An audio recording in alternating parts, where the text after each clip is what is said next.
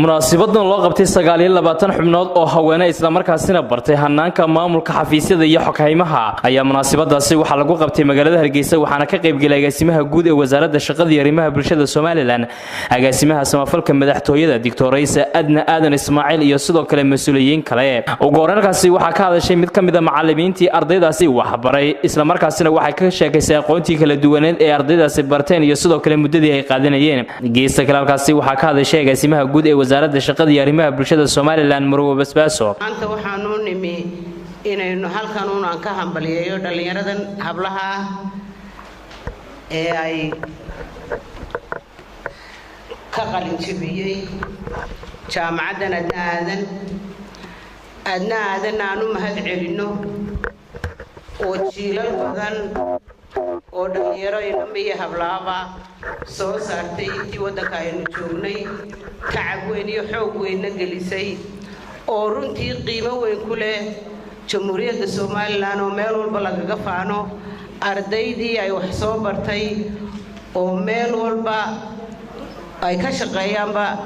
aqoontoodu ka sareyso aqoomaha kale ee jaamacadaha oo meel walba la oranayo ardaydii Adna Aadan ka soo baxday markay siifiyadooda keenaan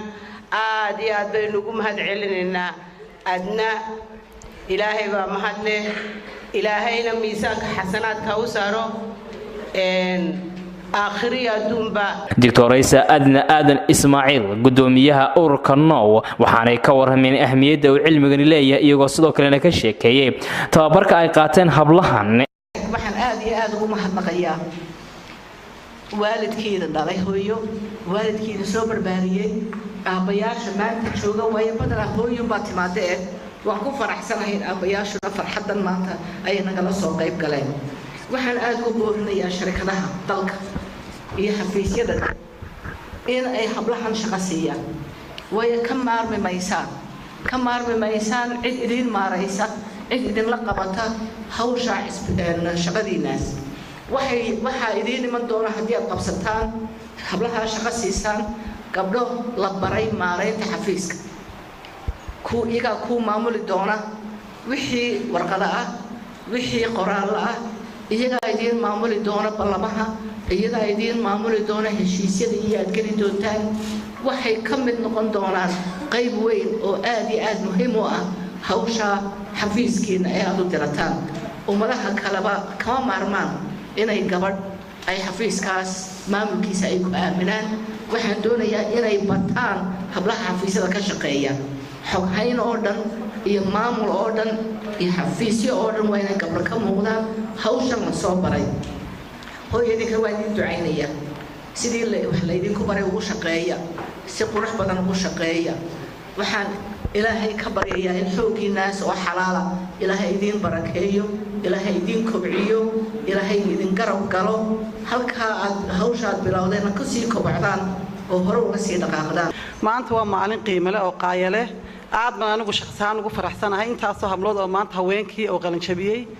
aad iyo aad baan idinku hambalyeynaya hambaliyo kun jeer hambaliyo baan idin leeyahay waxaan aad iyo aad ugu mahad celinayaa oo boqol jeer ugu mahadnaqayaa Marwo Adna Aadan Ismaaciil oo hooyadii haweenka ah hooyadii wadanka ah hadii aadna la qiimeeyo hooyo ka sareysa ka weyn ma jirto aad bay aadna ugu mahad celinaynaa maadaama halka ay maanta habliisa wada gaarsiisay horena aynu ogin arday badan oo dhalinyaro ah oo habliyaynimaba ah oo ka soo baxay caafimaad ahaan ka soo baxay jaamacadda qalin jabiye iyo neersan bayn badan ka soo baxeen maantana management ay ku dartay alxamdulillah rabbil caalamiin baan leenahay hambaliyo baan hablaha leeyahay aad baan u hambaliyeynayaa adnana aad iyo aad baan ugu mahad celinayaa iyo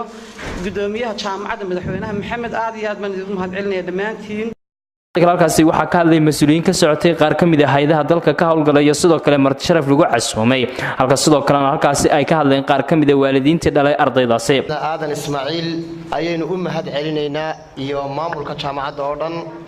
dhankoodana halkaasi waxa ka hadlay qaar kamid ah ardayda wax ka bartay jaamacadda Adna Aadan ee tababarkaasi ku qaadanayay waxaanay ka sheekeen cilmiga bartaan iyo sidoo kale waxyaabaha ay dalkooda ugu qaban doonaan taala iskuulkan keenay madal xafladeedkan aadkii aadka u quruxda badan inuu ugu dabaal degayno ardayda dhamaysatay mihnada xoghayanimo ama waxa afka qalaad loogu yaqaano secretariat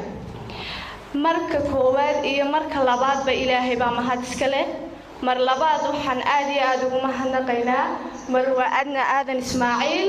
oo ah runtii shakhsi aad iyo aad u karti badan kana karti badan kumanaan shakhsi oo Soomaalida ku jira adna annaga haddaanu nahay bahda haweenka farxad weyn bay noo tahay because of waa qof markasta gacan qabata dadka waa qof markastaba ku suntan inay ummadeeda dalkeeda dadkeeda inay horumariso gabagabadiina mas'uuliyiinta ka qayb galay munaasabadaasi waxa ay shahaadooyinkoodii guddoonsiiyeen ardaydii qaatay tababarka 6 bilood hanaanka maamulka xafiisyada iyo xoghayimaha